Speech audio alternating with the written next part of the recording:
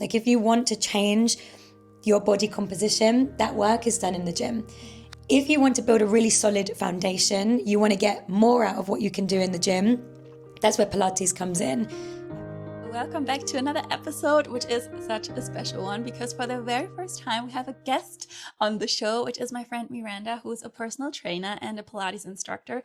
And I'm so happy that she's here because in the last weeks and months, I have been asking her a million questions because I got started with strength training after learning just how incredibly amazing benefits it has, especially for women, especially also with aging. And yeah, Miranda, you've been the person I ran to immediately with all my questions about it because I personally really felt like that it's so overwhelming, especially the weightlifting part, like really getting to know how to work out with weights, and just there is also so many myths around it, and it's also just feels really terrifying and challenging, and that's what we're going to talk about today. So thank you so much for being here. No, thank you for having me. So you're a personal trainer and Pilates instructor. How did you get started with especially the strength training and the weight training? So I started weight training actually in my living room when I was like, I think 17 or 18. I started with some hand weights. I remember buying some hand weights from Tesco, which is like this big supermarket in the UK. I was on YouTube just following. I'd heard obviously that strength training is better, it kind of yields better results for fat loss and muscle gain. And so I thought, okay, I don't really want to join a gym. I was a little bit nervous about being in the gym. So I started from there. So yeah, I was just following videos, just kind of watching, copying, seeing if I could test myself with the weights. But obviously with small hand weights, you reach your limit pretty quickly. And once I spent like a year or so doing that, I was like, I think I'm ready to progress to slightly bigger weights and maybe see what this gym business is all about. Eventually got hooked, as I think most people do when they are following a pretty good routine in the gym. You start to notice the amazing results that it can bring, and it hooks you a little bit, and you get that feedback, that change in your body, and it was game over ever since, really. So obviously there are the physical transformations you can notice. What are the benefits for especially our health? I think it's easy to get caught up in the aesthetics of weight training. And I think that's what most people are chasing when they're initially joining to the gym. I think it's important to acknowledge the other amazing benefits that we get that are not related to how we look. So things like, especially for women, as we age, we naturally have a bit of a reduction in our bone density. So especially when we hit menopause, even so, the decline in our bone density is far faster. To combat that, weight training is an amazing tool. So if you're weight training, even in your early 20s through your 30s, it's never really too late to feel those benefits. But if we start early, imagine the changes we could make to our body and to prevent all of these things that can happen, like osteoporosis and injuries, even more of a sporting nature, if we just start to not shy away from the weights, if we're really like pushing our body and seeing what we can do, testing our strength. What you also mentioned once to me is how amazing strength training is, especially also for our insulin sensitivity, right? How it improves our blood sugar levels, kind of, right? Yeah, so strength training is a great tool as well for just reducing even symptoms of things like PMS and menstrual pain. But like you say, it helps to kind of balance our hormones a little bit more, and it does decrease that sensitivity to insulin as well. So amazing as well for anyone who suffers with things like PCOS. Mm-hmm. Yeah, totally. I actually could really tell such a huge difference in my hormones once I started with the strength training. It was so interesting to see that, like, once you just experience it yourself, you're really like, wow, it's true. It actually does work. But so there is, of course, different forms of strength training, right? We have the workout with the weights, but also Pilates is strength training as well, right? But what are the differences? So actually, we wouldn't consider Pilates as strength training, but it can sometimes be a bit of a misconception, I think, because with the reformer, for example, we are using some resistance. So we do use the straps and the spring tensions, but in a sense, it's not particularly geared towards strength training. So I think sometimes we hear this buzzword, which I think you mentioned to me earlier as well, which is that progressive overload, right? You're hearing about it now more, that everyone's interest is kind of in weightlifting now that we're seeing it more on social media, more people are getting involved in it. And yeah, one of those buzzwords is progressive overload. And that's actually a great place to start, because with Pilates, we don't really have that progressive overload. So progressive overload essentially refers to how much we're able to continually stress the body, how much we're able to continuously, as it says kind of in the label, progress the body, right? So with things like strength training, those require really great mechanical loads. So we're talking about high tension. With Pilates, we're actually looking at more endurance. We're looking at lower mechanical loads, so lower tensions. And it's not particularly easy to progress. So with, for example, weight training, we have almost unlimited options. So we can bring our weights up in smaller increments. So you could go from, let's say, 30 kilos to 31 or 32. And it can be very nice and gradual and controlled in that manner. With Pilates, we are very much restricted by our spring tensions. We only have a few springs. Those yield fixed weights that cannot be maneuvered in that flexible way. Like in the gym, you have more options. And again, the intention with Pilates is not to strength train. The purpose of Pilates is more, like we say, geared towards core connection, to stability. So we're working on those small stabilizing muscles around our joints as opposed to those big global muscles with big compound movements that we're working on in the gym. So the intentions of the two practices are completely different in that sense. Okay, yeah, makes so much sense actually now that I also think about it, because I have been doing Pilates also now for quite a while, but the real difference in my hormones, like I mentioned, really came when I did the weight training. So what would you say to someone who is doing, for example, 5 reformer classes a week? I feel like it's become such a crazy trend, right? Especially the reformer classes. And what would you say to them? So I definitely have people who they come to every single class that I do, and I love that they love Pilates, and I love that I'm able to share a concept in a fitness format that I have loved so much and that has given me so much. But I do think that it is important to understand what their goal is. And I think it's important for them to assess what their goal is and to try not to missell Pilates. I do think there's probably an unpopular opinion and probably going to make me not very liked in the Pilates world, but I do think that Pilates has a little bit of a marketing problem. I think, unfortunately, it is sometimes being marketed to almost lead people to believe that it's going to completely change their body. You're going to build glutes, you're going to have really, nice toned arms, and you're going to lose loads of weight. But Pilates, just like yoga, neither of these concepts were forged to actually change the aesthetics of your body. They run much deeper actually in terms of their intentions.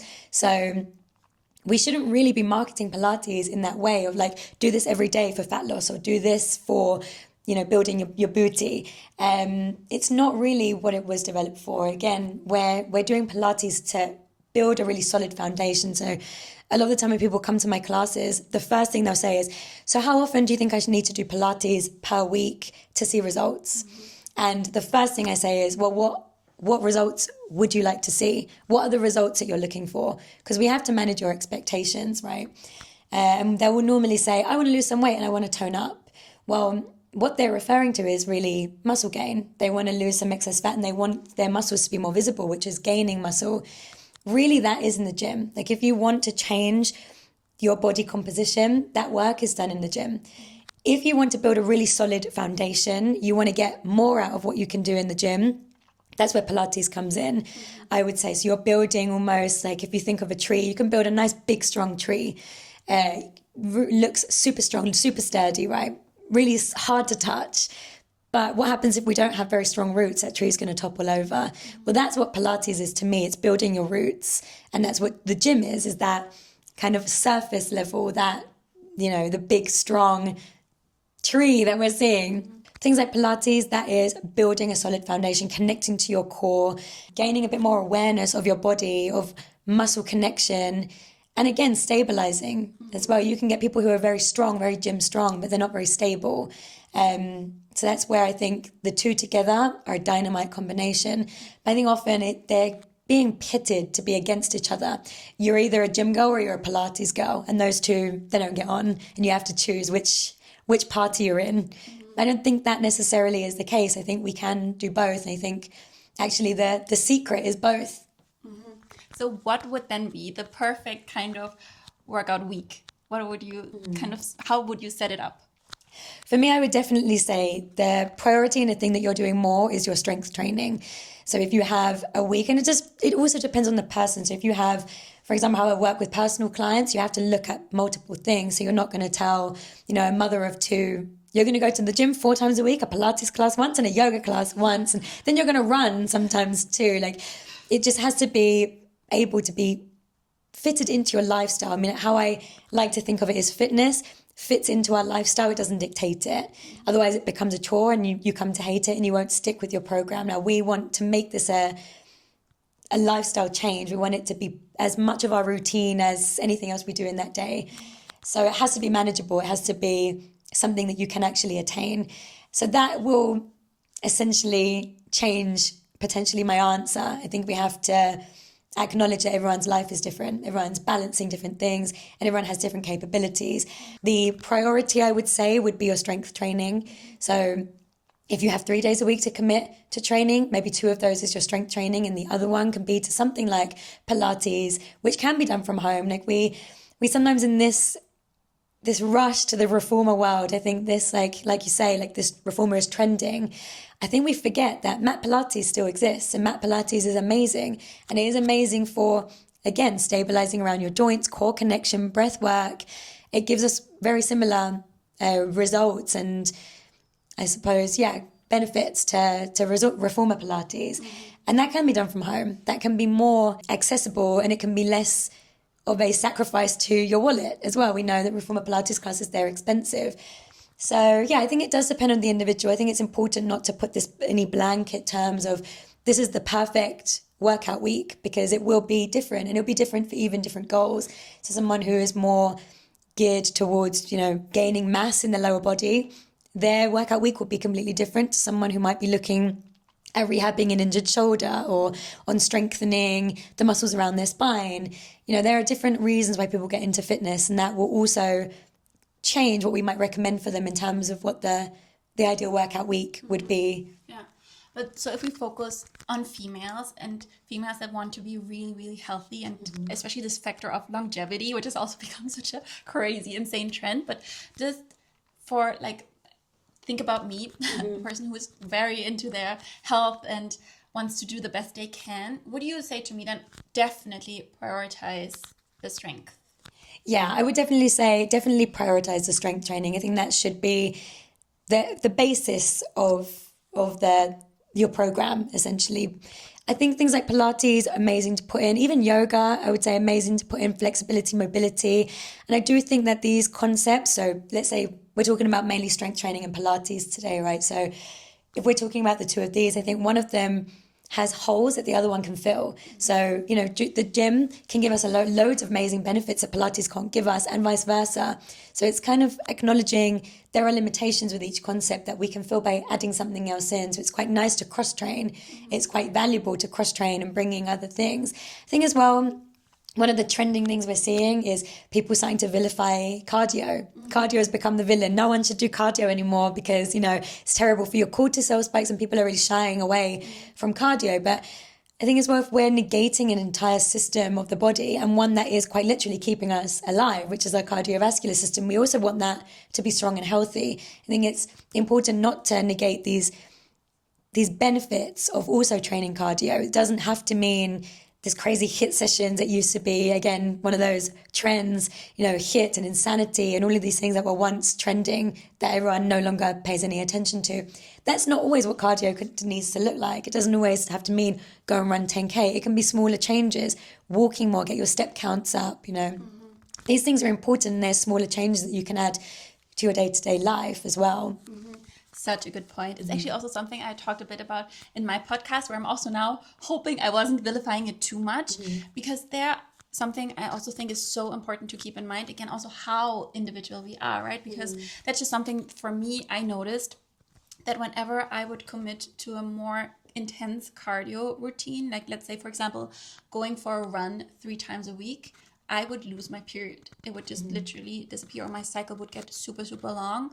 And I know, of course, there are so many women out there who can do that, who have, it has no impact on their cycle. So I think it's super important also to keep in mind, for some, it just has a stronger effect with, like, for example, raising the cortisol than for others, but also to acknowledge that it's still an important thing to do. And it just, and walking, especially, also how beneficial walking is for us, especially, you know it if you've watched my other episodes, after food. Like, walking after food is so good to balance that blood sugar, and that it's just really a tricky time we live in right now, where marketing plays a huge role, and all of a sudden something becomes super popular, and then automatically something else becomes so villainized, right? Yeah, I think the problem that we tend to have generally as humans is we like to join teams, right? We like to be right, and we like to, when we fall in love with something, that is what we commit to. And where sometimes people can become a little bit kind of married to their ideas, and they refuse to let them go and acknowledge that other things could be good too. I think that tends to be what happens, you know, if people, like we say, the gym girls, they will sometimes refuse to acknowledge that other concepts can be beneficial. If they're a runner, maybe they're like, nope, running is all I need. I get everything I want from running. And sometimes it's not necessarily the case. We can get things that we can't get from running from other places. I think the body, in that sense, is quite complex. Like, you know, not everyone as well needs the same. Not everyone's goal is the same.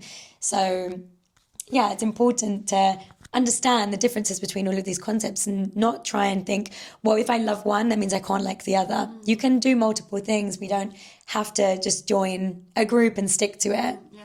And I mean, it also makes sense, right, that a variety of things is going to challenge us in different ways, which in itself is also just so beneficial for the complexity of our bodies. But so now, for anyone who is like, okay, I'm convinced I want to get started with strength training and the weight training, what would your main tips be for them? Like, how do you get started?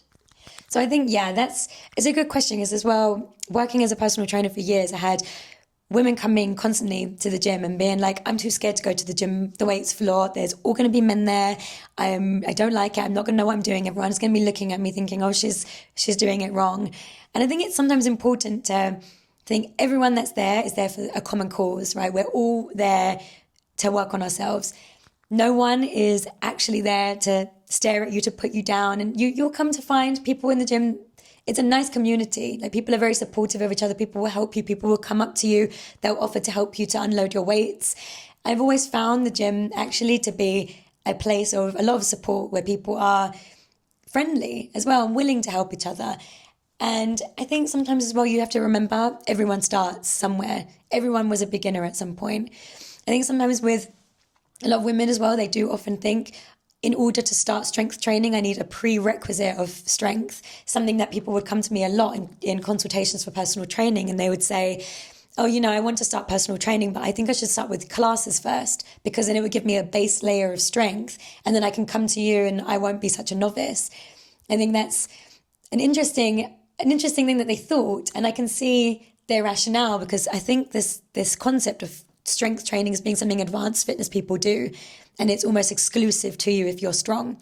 But strength training can be began at your level, and it's just a question of gradually increasing the demand on your body, so making it slow and to match your level and to suit your own progress. So yeah, I think those are the key things to think about. I think if you're really lost, really confused, there's so much value in hiring a coach, hiring a personal trainer, someone who can guide you, who can put you at ease, who can give you a program. Because a lot of the time you walk into the gym and it just looks like this concrete jungle of machines. You have no idea what they do. It looks almost like a medieval torture chamber, and then everything is confusing. Then outsource, hire someone who can show you. And that doesn't necessarily mean, you know, you're there forever with that trainer.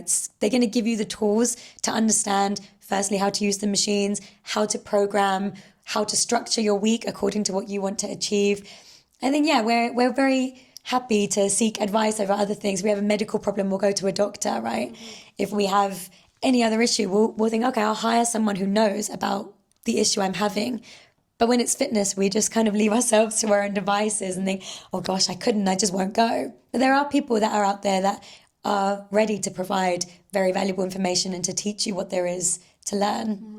That was definitely also my experience for sure, because when I started going to a gym, I would kind of book this first session that you so often get. So I think almost always I would assume in gyms you kind of get this introduction to it, right? Yeah. Wouldn't you agree? Like an induction. Exactly, Yeah. where someone shows you around and shows you the different machines, maybe even puts together a plan for you. Yeah. And that's where I was, it was included into kind of like the membership. So it wasn't even an extra cost. And that was so valuable, because the thing is just really kind of the only way to get started is to be there and to learn the machines. I think, of course, you can also watch videos about it and so on, but I think the best thing always is just to be there and to try it. But I mean, it's such a valid fear, though, with being so overwhelmed with it. It's so nice to hear from you also how supportive everyone is, because you just get into this mindset of, oh my God, everyone is looking at me. And then with these machines, you don't really figure out how to set it into the right positions. And it can feel so embarrassing, right? Yeah. But it's the best reminder ever that everyone is there to do the same thing. No one wants anything bad for you, and no one is going to even think anything. Also, I think we keep ourselves back in our mind so often and so crazy much, and just holding ourselves back for no reason. And what I also wanted to say is that you also provide, for example, online sessions, right, where people could literally take you with them into the gym. I've been seeing that so often, where people would just kind of have their camera, which I guess can maybe for some also feel uncomfortable, but I think I have lost all shame anyways, especially with cameras. I'm setting them up everywhere. And to have someone even also through the phone could be so amazing, especially if you have a trainer that you really like who maybe lives somewhere else. And you, I know for a fact, are an incredible trainer. So I'm definitely also going to put all your information into the description and into the show notes, because that can also just be so comforting, having someone with you, even if it's virtually. It makes the biggest difference, right? It just feels so much less scary. Yeah, and even I think people are always worried, what if I do something wrong? What if I hurt myself? And sometimes it's nice to just have that extra pair of eyes of someone who is just watching and just making sure that your form is fine, that everything is fine. If something doesn't feel right, you can voice that concern. Whereas when it's you by yourself, you're very much in your head, like, should I feel like this? Is this normal? So yeah, I think, outsourcing, like really find resources, get people who can help you if it is the case that you're not starting because you're fearful or you don't know where to start. That can help. And we've got so much actually great information out there as well. There are a lot of amazing pages, a lot of amazing people who are putting great information out, and people who are very reputable and very knowledgeable in their field. And we have more access to them now than ever with social media. I remember when I was starting, we had social media, but like I said, the fitness variation of the fitness side of social media, it was very small. There weren't very many people putting things out there. Whereas now it's left, right and center. I know that can create a lot of noise, a lot of confusion, and we can get a lot of misinformation, and you can also get some amazing ones. So yeah, it's about sifting through and really doing your research, seeing what credentials people have, finding maybe someone who can support you. And then just coming one more time back, what we already talked about, this word of progressive overload, because I think it's such an important thing to keep in mind with strength training, or at least that was such a huge learning for me of how it actually works. Because the question is, of course, like, okay, let's say you have a plan of different exercises you do with the weights. When do you know when to add more weight, when to increase that progressive overload? Yeah, good question, actually. I think it's something that we need to be quite mindful of if we want to continuously progress, right? So we want to make sure that we're always changing that stressor on the body. So our body does rapidly adapt to what we're doing. So if we're constantly, let's say, running the same distance or constantly lifting the same weights, our body will adapt, and therefore we will hit this plateau. The plateau is where you're just sitting there stagnant. You're no longer seeing results. Nothing is really happening. To push past that plateau, something needs to change. So there are a few ways that you can change the intensity. You can increase the frequency of training, train more often and add another day. You can increase the volume, so higher rep ranges. So you can maybe increase the repetitions you were working on. But when we're talking about strength specifically, we're thinking of increasing the tension, right? So we're increasing the load on the body. So we're looking at trying to increase the weights. How you know it's time to do that is if you are quite comfortably performing the same repetitions in each set that you do. So let's say you're doing 3 or 4 sets of one exercise at one weight. You're comfortably sitting at 10 reps every single time or 12 reps every single time. Let's say you're monitoring your intensity levels, you're sitting at like a 6 or 7 out of 10. then it's probably time to increase, right? We want our intensity levels or our perceived intensity to be high. We want to feel like we're coming close to what we call technical failure, where perhaps you only have 1 or 2 reps before your muscles completely say no, they fail. They cannot no longer perform that contraction. So you want to be working quite close to that level. So if you're sitting there and you're thinking, yeah, that was all right, that's fine. It was hard, but it wasn't too hard. It's time to increase. So you're thinking of increasing by small increments. Like let's say you're lifting in your shoulder press, maybe 6 kilos. You've done loads of reps, you sit and you're thinking it's okay. Increase by maybe 1 or 2 kilos. Now you're going to send your rep range a little bit lower maybe, and you're going to feel that the intensity is higher, and you're just constantly monitoring that. So anytime that you're thinking, okay, I could have done a few more reps, or okay, that was fine, it's time to increase. You shouldn't be finishing all of those repetitions cleanly. Your first rep should not look exactly like your last rep. They should look like by the end of it, I am struggling. My muscle is getting close to that technical failure. Last question, actually, because one of the most difficult things with working out in general is always, of course, how do you stay motivated? How do you stick with being consistent? Because we all know consistency is kind of like the absolute key, and it is what's going to give us results and what's going to make us progress. But yeah, give us your best tips on how do you stay consistent. I think, it's difficult because, again, like motivation will take you so far. It's more discipline and making sure it's part of your daily habit, like brushing your teeth. Maybe with fitness, it's trying to rewire kind of our brain into thinking of it as part, again, of our daily life and making it become a habit. And it's discipline that will carry you rather than motivation in the end. But I think there are small hacks that can really help. So, I mean, like me and Nicole train together for our flexibility work, because it can be difficult sometimes where maybe you've hit that plateau, you've hit that wall, and you know that something has to change and the intensity has to change, but you're just finding it difficult to do it alone. Then a partner, someone who's there with that common goal, someone who's there to keep you accountable, can be really important, can be really effective. And also, that actually also is such a good tip to overcome the anxiety of going to the gym, right? Just going with a friend, going with someone, doing the workouts together. Yeah, right? you have that security net. Yeah, totally. I think that for sure make a huge difference. Yeah. Yeah, and things as well, like take out the guesswork, track your progress, even if you're very geared towards the aesthetics, track your progress, take progress photos, take, measurements. If you're not so fixated on the aesthetics, well, track your progress within the gym, track what you're lifting each time so that you can visibly see week by week, and you're taking out that, that element of I have to remember, I have to do this, that. Just follow, track it, and you've got something to look at so you can actually see in the numbers where you started versus where you are. Because I think it's very easy to forget, right, where you started and how far you've come. Mm-hmm. When we look back on where we began, sometimes that is motivation in itself. I know, at least for the yoga work that we do, the flexibility practices, looking back at pictures of what my poses used to look like in comparison to what they look like now, that is enough to motivate me, because I think, wow, if I just stick to this, where will I be in a year if that was me a year ago? And that can be the same for even strength training.